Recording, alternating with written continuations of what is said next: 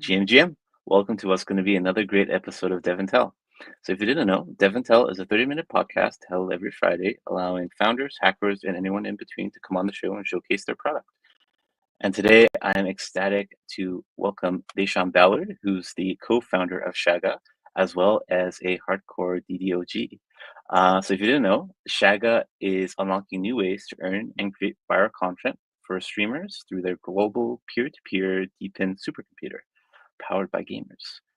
So if you stick around for today's episode, you'll see Daeshawn give us an overview of the platform, tell us a little bit about his story and how he started in DD, how he got into tech, and also tell us how Shaga is rethinking cloud gaming from the ground up.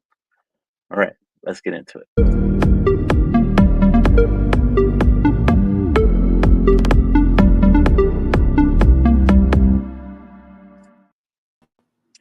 GM, welcome to the show, Daeshawn. No, I'm so excited to be here, man. It's so good to see you and so good to speak with you. Thanks for having me. Yeah, likewise. It's been far too long. You've been busy founding a company, going raising a boatload of money. So understandable. But yeah, it's wonderful to have you on the show after all this time. Yeah, 100%. It's been one of those things where you never know where life takes you, but where the thing that you can know is that the friends that you've made along the way, you'll be able to reconnect with them at some points along that journey. So I'm glad that we're here reconnecting on this journey. So yeah. Yeah, 100%. And there's actually been a lot of original developer DAO members who've gone on to found their own companies or find their own success. It's really nice to have these like mini reunions on the podcast or in real life. But I guess for folks who aren't familiar with yourself, would you like to give a brief intro? Yeah, so my name is Daeshawn Ballard, and I am, man, there's so many things I could say about myself, but, first and foremost, I'm a son, I'm a brother, oldest of five, and I am from Pittsburgh, Pennsylvania. So a lot of people always catch me saying yins because that's some Pittsburghese, right? So I am just super passionate about technology, family, you know, God, and just really about progress. So it's one of those things where I think a lot of different elements have kind of converged in my life, and somehow some way I was able to put those pieces together to do product for over almost like 10 years, product management. And I really started from having zero tech experience at all. I have no formal really like degree in technology or computer engineering, but I've felt like I've immersed myself in a lot of the cutting edge technologies over the years, just from leveraging my superpower, which is like being curious and really wanting to understand things. So that's me. We're not like really one of those families that come from much. My dad's a barber, my mom's a nurse, and it's just one of those things where you're just making a way and trying to do something with this life that we have, right? So that's me. I love that. That's a wonderful answer. And yeah, indeed, like we only have so much time here, so might as well make impact any way we can. So, um, and on that point of your background in tech, so would you say Web3 is your first foray or first like real foray into tech, or did you have any prior experience in like Web2?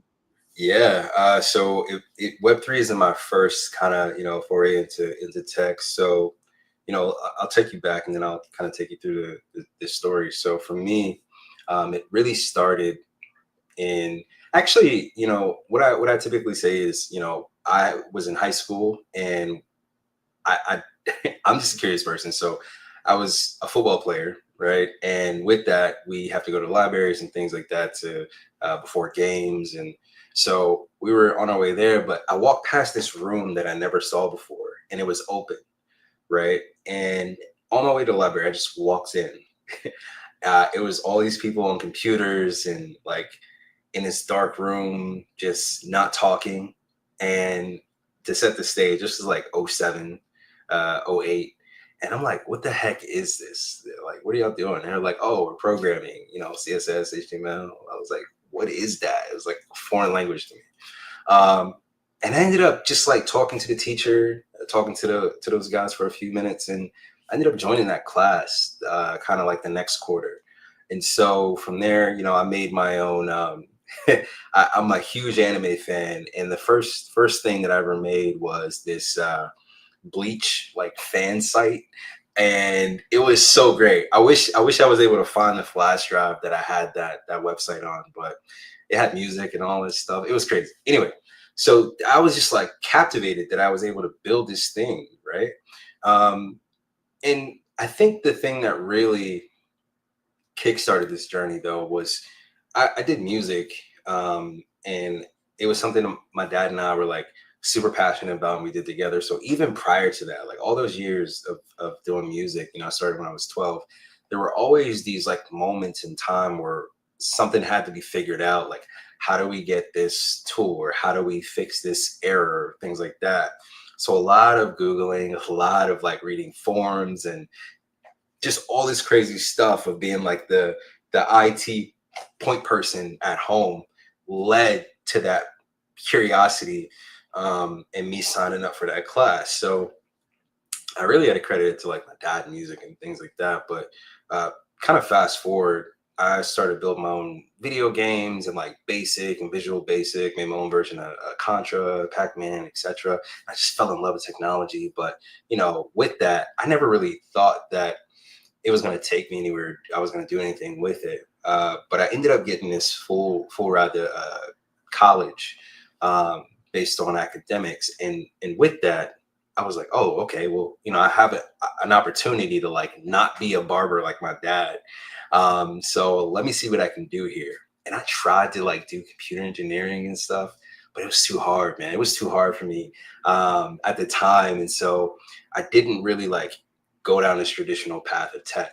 But what I did do was I sought out opportunities to have tech still in my life. So I actually got an externship with Microsoft. And with that, I was able to help work on the Surface Pro when it first came out, Windows 7 when it first came out, and then all this other stuff like OneDrive and blah, blah, blah. Or was it Windows 10? I can't remember exactly, but whenever OneDrive came out, or SkyDrive at the time.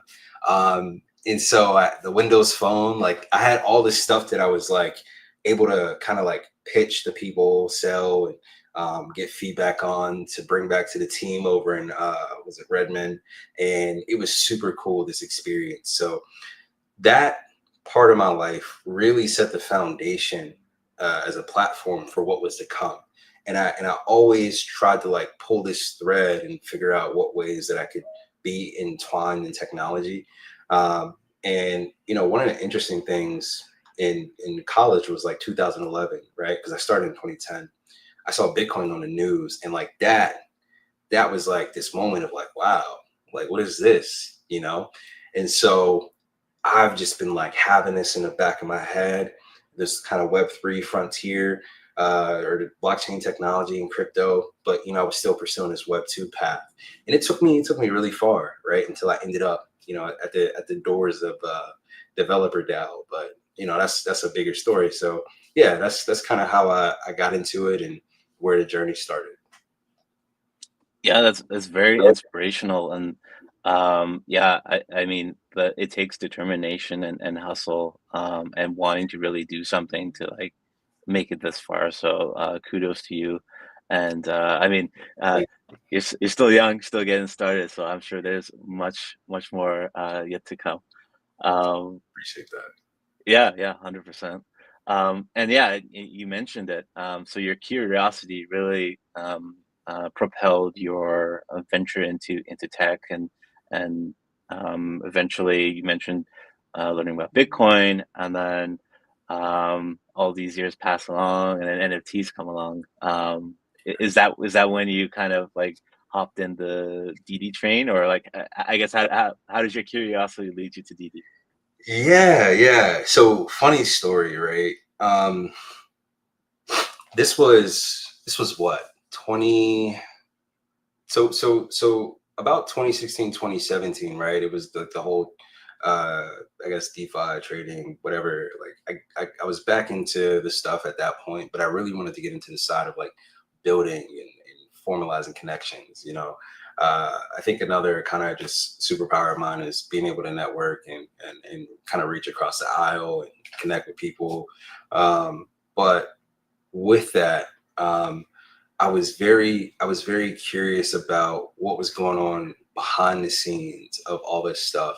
I saw somebody like selling a house for Bitcoin on this like shady website. I can't remember what it was called. Uh, Not Ether Delta, maybe Ether Delta or something crazy like that. It was old school, but with that, I was like, all right, man, I got to get in. So I was just looking, studying, doing things, and then like 2018 comes around. I've now like moved into the city. Before that, I was in the middle of like nowhere. Times are hard, and then I moved back into the city. And what happened from there was, I started to. My dad brought up like, you should like look into this like NFT thing, right? I'm like, what is that? And I was like, okay, cool. So I started researching and doing all this stuff. And I think one of, if not the first, no, it was like one of the first NFTs that I came across was actually developer DAO. And I was like so intrigued by it because I had saw like other people kind of formulating around this community. And that was exactly what I was looking for, like a home base, like-minded people, other folks who are just from all over the world, different backgrounds, trying to figure this stuff out. And I think with that, I saw a really good opportunity to not only, learn, but also to just try to be of help and try to give back for all the hours that I put in, and trying to like help people along the way, who were just like either joining that community.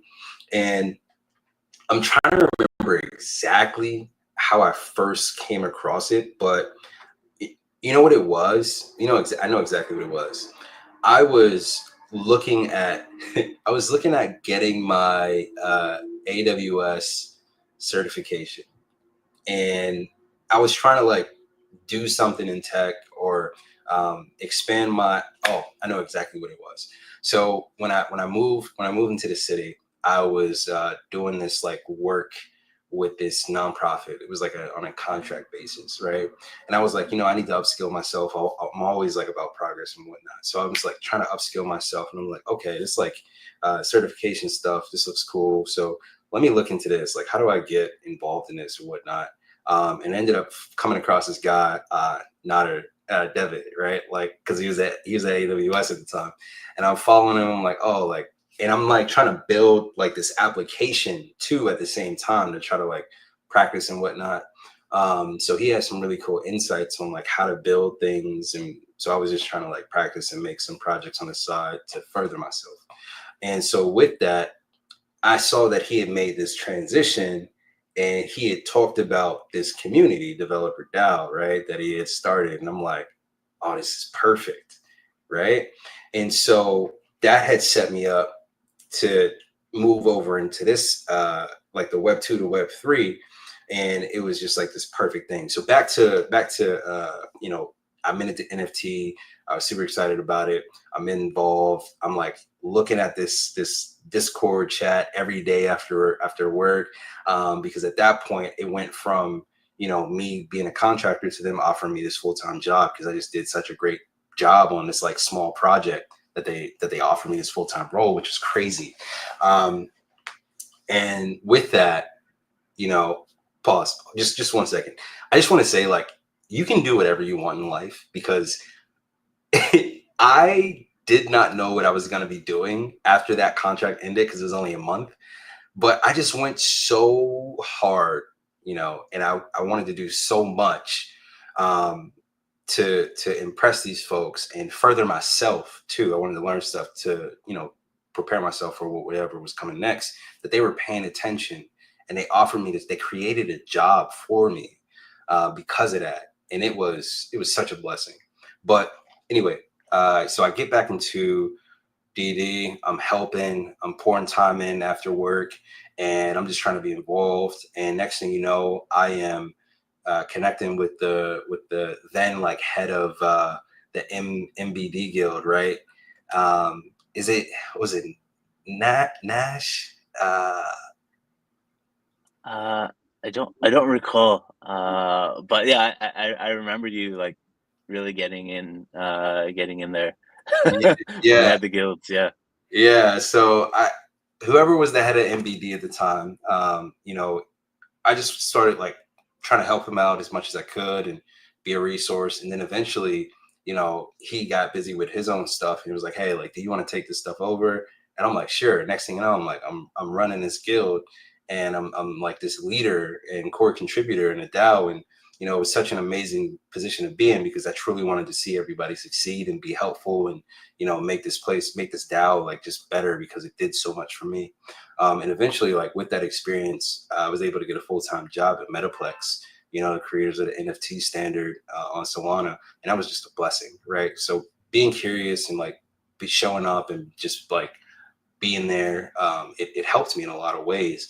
And that paved the path for me ultimately to like become a co-founder of Shaga, and I would not be anywhere close to where I am if it wasn't for Developer DAO and all of you who like made up that amazing community.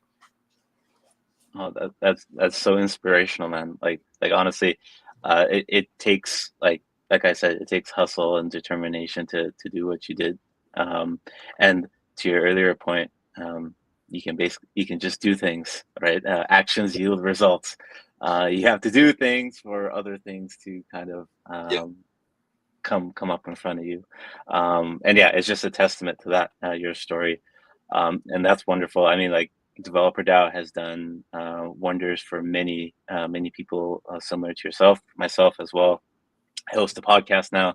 I never would have thought I'd be hosting a podcast like 3 4 years ago. So it's like you just do things and things happen. So I love it, man. Yeah. yeah, yeah. But yeah, that's a great segue actually into all things Shaga. I'm really curious. I've been following your progress for a bit. This platform is really cool. But I'll let you do the explaining here. Like, what is Shaga? What problems does it solve? And why did you found it? Yeah. So I appreciate that. Shaga, a little bit of lore, stands for shared gaming, right? And its origin story really starts with my co-founder, Guido. This young guy, brilliant. He's like one of those mad scientist type geniuses. And so he had this idea back in college, like he wanted this gaming PC, but he couldn't afford it. He was like, "Man, I wish I could just like have a gaming PC and rent it out while I'm in class or something and make money for it to be able to pay for it." And so with that, fast forward, he was doing this hackathon, and it was 2023 Solana Hyperdrive, and he locked himself in this room for like 30 days straight, and he built this MVP. And while he was building it, I actually came across his project on Twitter, right? It was super rough, super bare bones. But I know my buddy Jonas from Solana, he's the DevRel gaming side, and he retweeted it. And I saw it, and I was like, "Wow!" Instantly, like I loved it, right? Because I've been a lifelong gamer. Gamer's been a huge part of my family, right? Like gaming at my dad's barbershop, gaming at home, gaming with friends, all this stuff. And I was like, man, I just want to be a part of this and help and cheer this guy on. So I reached out to him and I wrote this like 10-page document, like in this very room a couple of years ago. And I just sent it to him like, "Hey, here, I want you to succeed. Here's everything like you could kind of think about market, blah, blah, blah, competition." And he actually invited me to have a conversation. I was surprised, right? Like I was like, okay. And he was like, "Actually, this is what Shaga is, this is the vision, blah, blah, blah. And I actually want to see if you want to join me as a co-founder, as COO and co-founder." I was really surprised, right? Because at that time, I didn't know what I was doing with my time. I was just being this kind of like resource in the ecosystem, doing free office hours for a year. I just came off getting laid off from my previous job at Metaplex after they downsized. And I was just contracted here and there. So I didn't know what was next. But I knew that I really believed in this guy. And I was like, okay, let's do it. I just took a chance, like I always do. And, somehow, some way, with the technology that he built, and with the technology that it is this pretty much rebirth of cloud gaming at the fundamental level, where in today's world, you have these data centers that are, bulky, cumbersome. And the issue is they're not always the closest that they need to be to these gamers who want to tap into these cloud gaming services because they can't afford these gaming PCs, which are expensive, or the latest and greatest game, etc. And so what they do have are phones and tablets, low spec laptops, desktops. So they want to tap into these services like NVIDIA GeForce Now, but data centers today aren't always available to them. Either, again, they're too far from these gamers, or they don't exist at all. You have places like Turkey or Kazakhstan who don't have any data centers, right? And then you have, the age of AI, where training and inference and all that stuff is being prioritized over cloud gaming. So there's like these blackout dates for these gamers. And so with that, we are pretty much making the gamer who has a gaming PC the data center. We encourage them to be the cloud themselves. And so with that, they can connect to gamers and service them in their local area. And it creates this way better experience by lowering the latency, increasing the visual fidelity. And with that, we're able to do some really cool things on the technology side. But at the end of the day, like, we took all that, packaged it up. We're able to raise from two co-founders of Solana, Anatoly and Stephen Ackridge, the godfather of DePIN, Amir Halim, who founded Helium, and just like some of the other amazing folks and firms out there like Arca and IOSG. It's been really, really amazing to see like the reception. But yeah, man, it's been really cool. Yeah, and it sounds really cool as well. So is the premise that if I have a gaming PC or something, I install the Shaga software, and do I have to host games myself for other people to be able to play, or how does that work?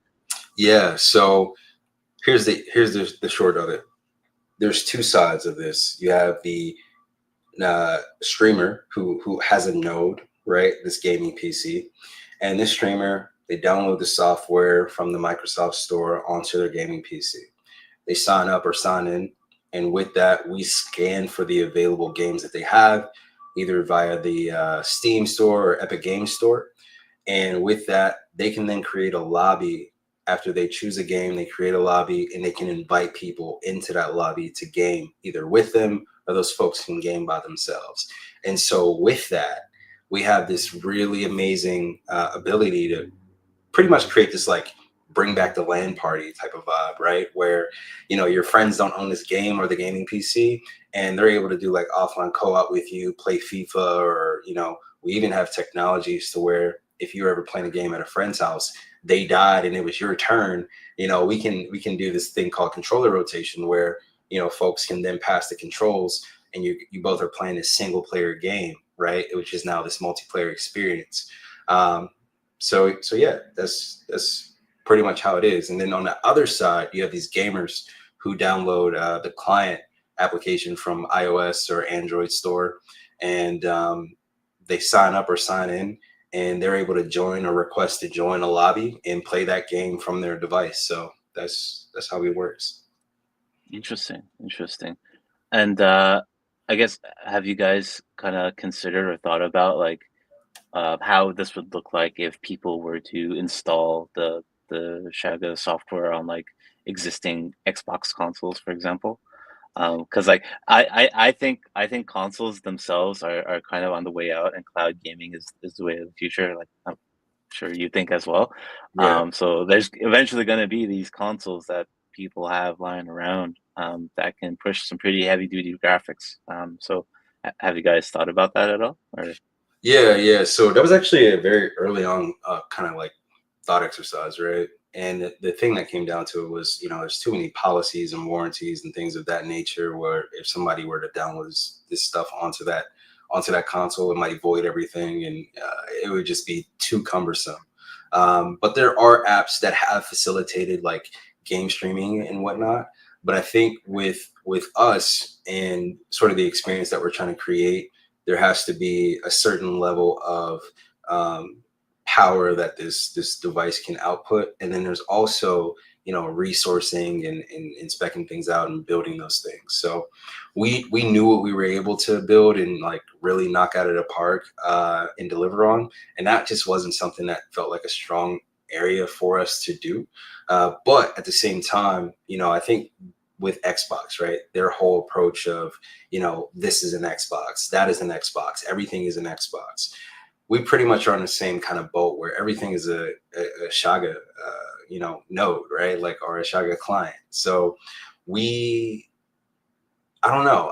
I don't think that there's really going to be this like future where consoles are what we see as they are now. But there might still be some form of console because people are just so fanatic about consoles and they love their consoles. That they're just going to continue to evolve and evolve and evolve. And who knows, one day we might see Shaga on a console or some other sort of like gaming station to where we can provide the service to folks. So yeah. Yeah, great answer. Great answer. Yeah, my bet is that we'll see like cloud gaming predominantly on like handhelds, because you get that portability, and then Yeah. like the Steam Decks of the world will evolve as we keep going forward too. But You know what's funny? We actually there's this. I gotta send you this link where there's a streamer who has been really gaming hard on Shaga, and he uses this little device. It's like a Retroid. I don't know if you've ever heard of that.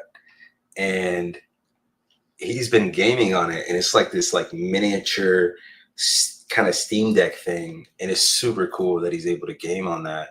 We don't know how he set it up, but that's just what our community has been doing. They've been kind of surprising us.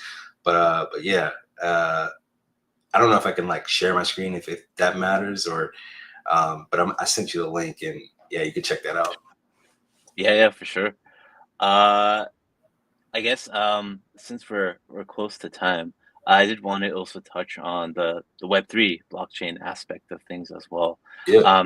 You did mention you're pretty heavily backed by the Solana community. Like, why did you choose Solana as your underlying infrastructure for blockchain?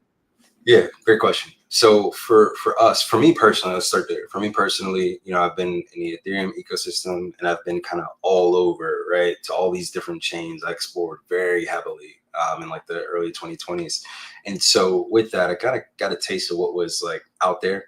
And so once I hit the Solana ecosystem, though, this was like back in 2020, 2021.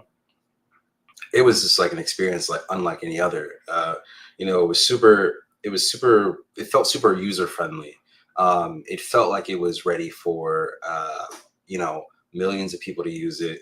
It was so fast. It was so easy to transact. I was able to do so many things with so little.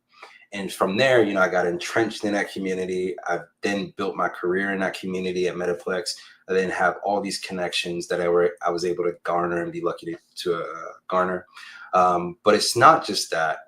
My co-founder and I both have experienced this, where the developer focus and the developer led just strategy that the Solana community and Solana Foundation and such have taken, it really let builders build for all of these different problem sets and challenges and really come together. I haven't really seen a community coalesce in the way that Solana has.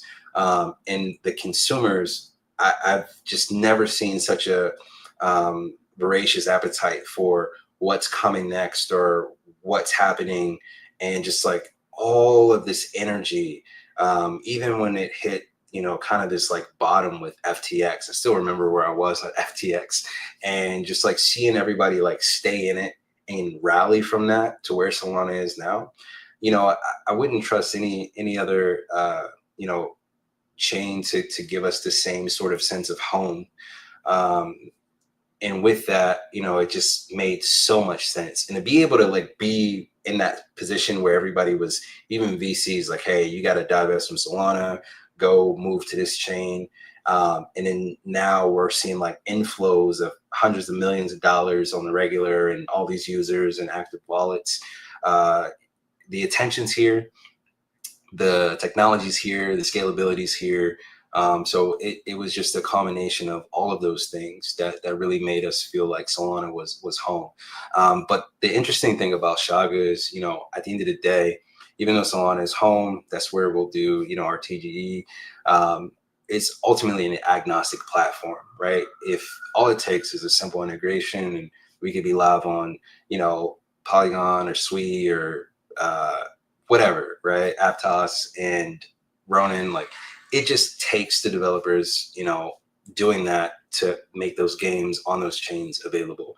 And then also, we're not just a Web3 platform as well, but we also have the ability for folks to play Web2 games, right? That's why we call ourselves this like layer 2 for Twitch, because we have these gamers and these streamers who are playing games like Call of Duty, Fortnite, blah, blah, blah, able to play these games using the power of Shaga and not have to worry about, transactions or anything like that. But if you do have a game like Star Atlas, who's a partner of ours, we're able to facilitate that just as easily. So it's really cool. Understatement. It is really cool. And I guess as we're nearing time, is there anything that you can share around the roadmap for Shaga, like what's coming up the rest of this year? Yeah. So, right now, what we've done is we've launched, and one of the things that I want to just speak to really quickly is we launched in about March, near the end of March or beginning of March. And with that, we came out of the gate with, hundreds of nodes coming online, tens of thousands of hours of streaming hours. And then we also hit like 500,000 signups and users, and then 300,000 of those users connected wallets. And we saw some other amazing things like being live and having usage in over 170 countries. And that was just a month, right? So we're super bullish on like what we're doing. It feels great. And we also have this campaign going right now in partnership with Star Atlas, where we're giving away up to $100,000 in prizes to streamers, where all you do is you come in, you game, and you let one of these viewers that you have take advantage of the controller rotation, where they take over your controls and they are playing the game. And we're seeing some really cool things with that. You can see it on our Twitter, where streamers like have their hands up and their viewers are like playing the game, either guiding them through it or like just doing, it's crazy. So what we're trying to do is fuel more of these moments to happen. So we're looking at more availability on different clients. We have the Saga phone client coming up. So we are going to release that. We have designs on doing low spec laptops and Mac apps as well. So we're already on iOS, Android. So we're looking to get into Mac and such. And then some other stuff for our roadmap is being able to do like window selection, window capture. So you can pick the window for a gamer to connect to your lobby and stay in. So they don't see your like whole screen or whatever the case may be. So you can have that level of privacy and security. And then also we're obviously like running towards TGE here in Q2. So we're super excited about that. There are some other amazing features coming. I could go on and on. We have some cool things coming for streamers, where we're pretty much rebuilding the front of Twitch, where our network explorer, which houses all these hundreds of thousands of users, your stream could like be mirrored to that, and gamers and people can discover you on our explorer. So it's really cool, man. I'm excited. Yeah, I mean, that sounds like it's going to be quite an action-packed rest of the year for Shaga, which is wonderful to hear. And I guess if people want to get in on the action, how can they get started? Yeah, super simple. You can download our applications at shaga.xyz, and that's SHAGA. DevNTellGA.xyz. You can also follow us on Twitter at play PLAY on Shaga SHAGA. Right. So either of those two things, you can come and follow us on Twitter and learn, or X, and learn about the latest and the greatest, or you can go to our website, download the applications. And if you need help, you can always join our Discord. Those links, you'll find those on both platforms. But that's how you can get in on the action. Take part in this creator campaign. Get these prizes. You have until like May 7th to make a submission. And then also outside of that, we have our points program going on because TGE is coming. So you can earn these things called glob points. And with that, we're just trying to make this a rewarding and fun experience. I think we have one of the most normie friendly consumer applications in all of Web3. It's just the, little horn toot, right? Toot the horn. That's right. Yeah, so come in, join us. We're looking to learn, grow, and just like have fun. So always open to feedback and seeing new faces. So that's it. Excellent. Wonderful answer. And folks watching us live here, all that is in the YouTube description below, as well as if you're watching on X, the Play on Shaga handle is tagged. So definitely give them a follow, as well as Daeshawn. And with that, unfortunately, that brings us to time. Daeshawn, this was a wonderful conversation. Thank you so much for taking the time out of your day to come on the show today. Thank you for having me. I was super amazed and humbled to get that invite. So appreciate you. And keep this up. We need this. Yeah. Oh, thanks, man. Appreciate it. Yeah, we'll do. As long as people keep building cool stuff, I'll keep hosting this show. So, yeah. And with that, for folks who have watched us live today, I'm dropping a link to the BitBadges URL for DevNTell for you to claim your collectible, your on-chain collectible for indeed watching us live. So if that's your type of thing, definitely check that out. And with that, I just want to wish everybody a very happy Friday, happy weekend, wherever you may be. And we'll catch you back here for another great episode of DevNTell next week. All right, till then, cheers.